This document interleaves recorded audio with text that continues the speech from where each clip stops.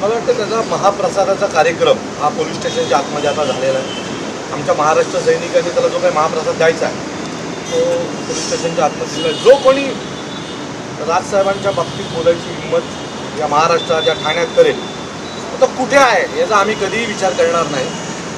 तो जगातल्या कुठल्याही कोपऱ्यात असेल त्याला महाराष्ट्र सैनिक चोप दिल्याशिवाय राहणार नाही। आणि आता इथेच घडलेलं आहे। मी परत सांगतो, आमच्या नादाला लागू नका।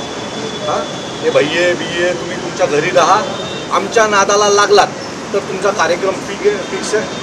आणि याच्यापुढे उरलेल्या पण भैयांना माझी तंबी आहे की आम्ही तुमच्या नादाला लागलेलो नाही आहे, तुम्ही आमच्या नादाला लागून आमच्या नादाला लागलात तर तुम्हाला आम्ही सोडणार नाही, ही आमची तुम्हाला तंबी आहे। तर कुठेतरी पेट निर्माण करायचा प्रयत्न सुरू आहे का? हे सगळं भारतीय जनता पक्षाकडनं सुरू आहे।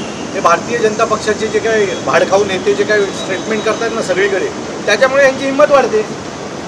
आणि त्यात भारतीय जनता पक्षाला तेच हवं आहे की या महाराष्ट्रात मुंबई ठाण्यासारख्या परिसरात उत्तर भारतीय आणि मराठी असा वाद क्रिएट व्हावा आणि त्यातून उत्तर भारतीय लोकांची सहानुभूती मिळावी आणि मतं धुळीत पडावी, यासाठीच हे असे लोक स्टेटमेंट करत असतात। मी परत सांगतो, निवडणुका जवळ, निवडणुका राहिल्या बाजूला, निवडणुका येतात जातात, पण सन्माननीय राजसाहेबांच्या बाबतीत जर चुकीचं वाक्य करायचं जर तुम्ही ठरवलं किंवा बोललात तर तुमचे हातपाय गळ्यात दिल्याशिवाय महाराष्ट्र सैनिक गप्प बसणार नाही। आणि त्याची प्रचिती आता त्याला आलेली आहे वरती आणि भविष्यात ज्या वेळेला त्याची बेल होईल तेव्हा पण येईलच। मनसेचा लोगो पाहिल्यानंतर त्याला हा राग अनावर झाला। पुढे आता तुमच्या चिन्हावरून देखील, भगव्या रंगावरून देखील आक्षेप वाटतो लोकांना। माझं मत आहे की त्याला कशामुळे राग आला मला माहीत नाही, पण त्याला त्याच्या आधी काही मराठी मुलांनी, हा विषय असा आहे की तो रात्रीचा विषय होता, तो दारू प्यायला होता, तिथे नाक्यावर काही मराठी मुलं उभी होती आणि त्याला टोकला तिथे, तर त्याच्यावरनं मराठी बोलण्यावरनं तो वाद सुरू झाला। आणि त्याच्यानंतर त्याच्यासमोर आमचा मनसेचा एक बॅनर होता, तो बॅनर बघून तो बडबड करायला लागला।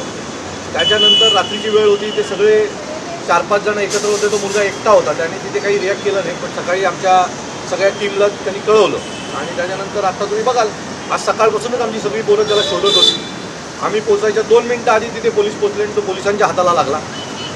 त्याच्यानंतर पोलीस स्टेशनला आणला। आता पोलीस स्टेशनला आणल्याच्यानंतर आम्ही पण घुसलो आणि त्याला जो काय प्रसाद द्यायचा आहे त्याचा पाहुणचार पूर्ण महाराष्ट्राच्या मराठी स्टाईलने आम्ही केलेला आहे। हे सरकार म्हणतं हिंदुत्ववादी सरकार आहे, भगवं सरकार आहे, परंतु शिंदेच्या बालेकिल्ल्यामध्ये त्यांच्या अगदी हाकेच्या अंतरावरतीच अशा प्रकारचं शिवीगाळ। एक मिनिट, कोणाचा हा बालेकिल्ला नाही आहे, कशा काय बालेकिल्ला होऊ शकतो?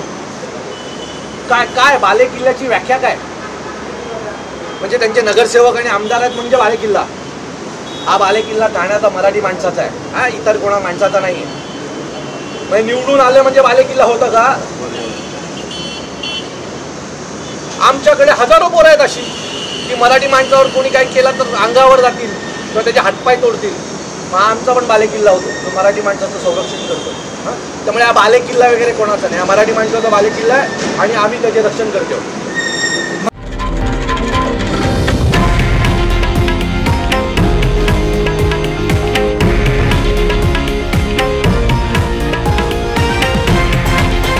हे आहे देशातील नंबर 1 न्यूज नेटवर्क आणि आपण पाहत आहात TV9 मराठी, एकमेव।